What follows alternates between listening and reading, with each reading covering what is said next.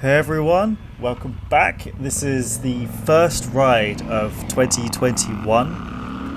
It's only March the 21st, which is significantly earlier in the year than every other year that I've been able to ride so far. This is a month and a half earlier than last year. That is how good the weather is right now. It's like 18 degrees out, or 16 degrees out, I can't remember. Either way, beautiful, out on the bikes.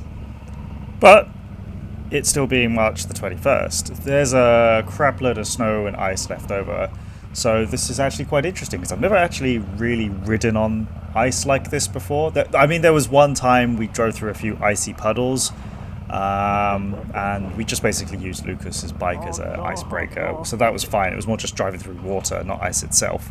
This time there's actually just ice all over the ground. It's kind of turning into slush in places, just kind of like driving on like one of those slushies you buy in the cinema, but in other places where the sun's been shining on it and it's remelted and refrozen, it's just turned into like this weird sheet ice, which is it's going to catch us out quite a few times today, to nobody's surprise. Probably is.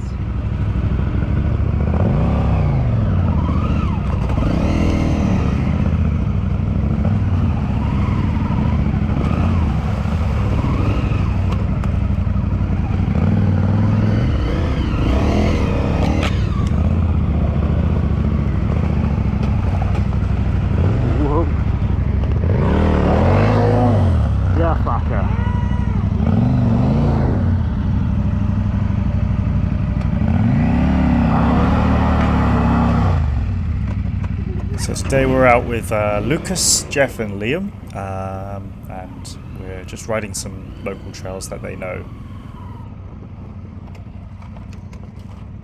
This winter we've been kind of busy because I've not quite picked up my beta yet. That's actually the weekend of this video coming out, so from now on you'll probably start seeing the beta in most of the videos, as I'll probably only use the CRF to go to work and just for like little city pots and cruises with some friends and that sort of stuff, but not out on the trails. My God. So I bought a trailer. I got the hitch all set up for the car, and the trailer came as like a pack that you build yourself to reduce the cost, because oh my God, trailers here are so expensive. Actually, just trailers in general are so expensive, I never realized. And Lucas, with his expertise, helped put it together. We had a few grounding issues with the electrics, but other than that, it went pretty smoothly. So yeah, I've just been setting all of that stuff up. Also went and bought some new knee braces. Really happy with them. I've been wearing them in this video.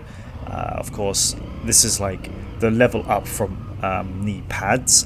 So the whole point of these is that not only do they protect you from like frontal hits like the knee pads do, but there's actually quite a lot of framework on it to stop your leg from twisting and contorting. As actually last year there was a ride where I was with Paul, and I tried a log hop and the bike flipped out to the side and landed on my leg, pushing it sideways, and that actually really hurt.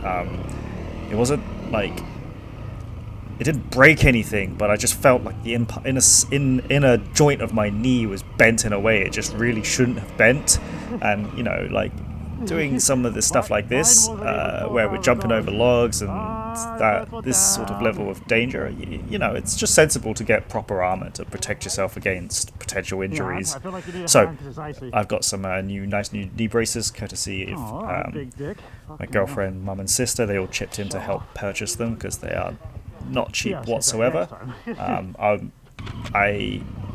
This is my first time riding with them on, so it was a little bit uncomfortable. Well, it's not uncomfortable. They are comfortable, but I think I need to go tweak some of their like straps and bits, and just make sure they don't pinch as badly in places. And I'll see how they feel over the next few rides before I start making a proper decision.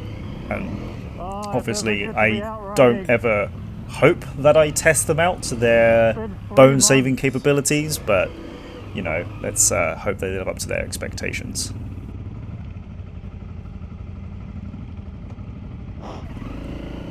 Here, Lucas takes the most amazing dead stop. Let's watch that again. Oof! That looks like it's gonna hurt. Not on his feet though. Oh, that hurt. Ow. You alright? You want a minute? I need a moment, yeah. If I actually was looking at you, it might just be in the corner.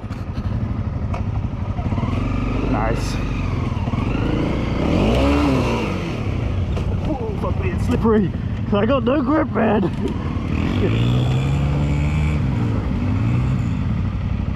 He got you for once. So this sort of thing isn't really Liam's fault, because his bike is a little smaller than ours. Like literally his wheels and his bike are smaller, than his bike's much lower. So when he sees his dad go through something, it's like, oh yeah, that's fine. And then when he tries to go through the same thing, he'll just get like stuck and needs a bit of a hand, because the bike still weighs like something just over 200 pounds, which is like 90 odd kilos. So, you know, it's still a bit of a heavy toy for him to move around.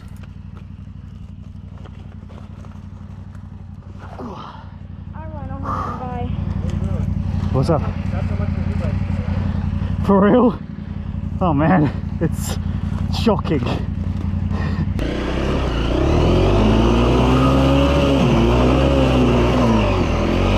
I'm through! Momentum. Oh, cheers guys.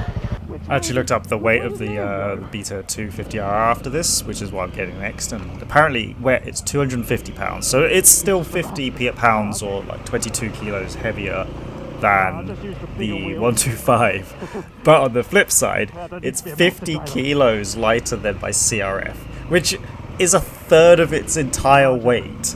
That is just crazy. I actually can't wait to be able to ride this thing. I'm so excited.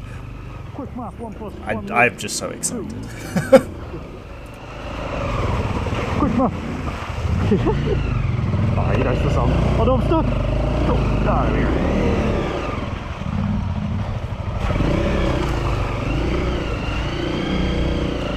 No. Seeing as I've come off already once.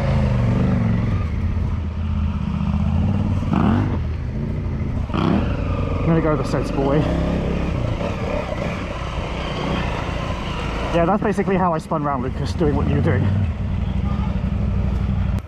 Yes, I'm stuck again. This puddle was deceptive, because just before this I pushed the 125 through and was like, it's not a big deal, it's a little bit icy. And I come down and go into it and I just instantly get stuck, and then I get sucked into the mud, and then it turns out the mud is like ice, slippery, and then the surface is ice, so I can't even stand on the surface and push because you just slide. This is just frustrating. Hey, Lucas, look. Frustrating, That's how slippery it to put is. it in the most polite ways.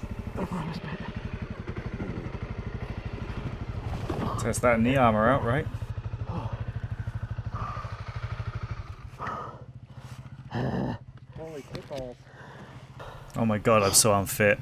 Just listen to me heavy breathing. Oh, I found a nice spot. That's a nicer spot. Yeah, that's where I'm gonna go, I guess. Hi. I'm good.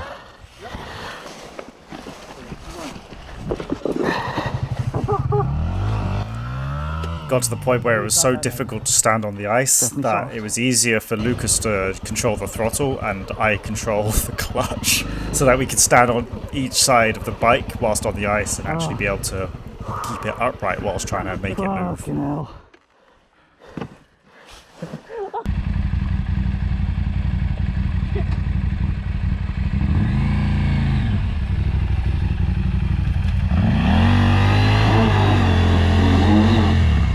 Feels bad. Fuck. Yeah, you got it? Okay, I'm gonna lift up.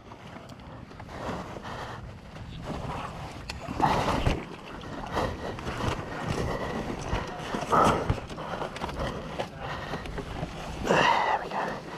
Oh.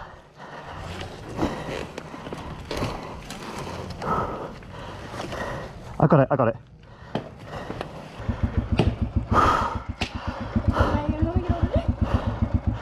I'm just having a think. That way's easier. I think I'm good actually.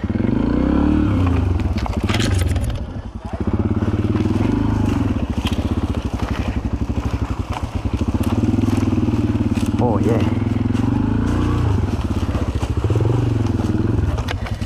No worries, man. Woo! Riding a 125, first time in years. Oh, where's my pegs? They're so small. Get fucked. Tree. Doing a little bit of bushwhacking because fuck going the way that Lucas and Jeff went. Oh my god.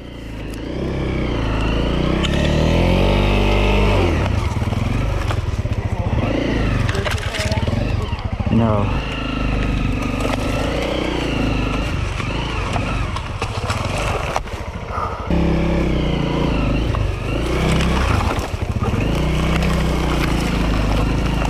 Yo, what's up, fellas? Yeah, no problem.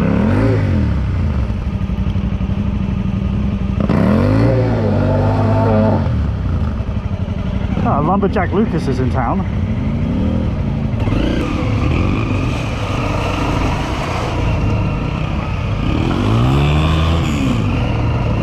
Nice.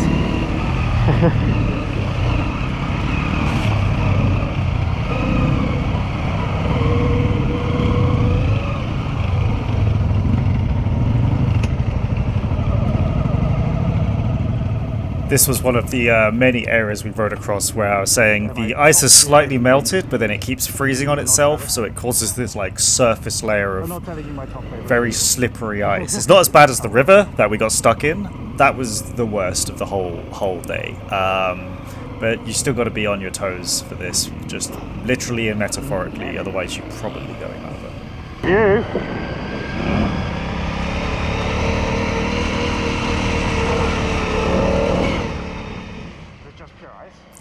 So today was just a short ride. We actually didn't cover that many miles. I think we did like 70 kilometers total, including 40 of it was just getting to the trails and back, so 30 on the trails tops, and I'm pretty sure about 20 of that 30 was just spinning our wheels, not moving very far or falling over on ice. But either way, I had a great day out. This is the next day when I'm actually editing the video, and my absolute everything hurts so bad. It was a good reminder that I'm very unfit and haven't been riding enough. So yeah, hopefully next time I'll see you on my new bike. See ya.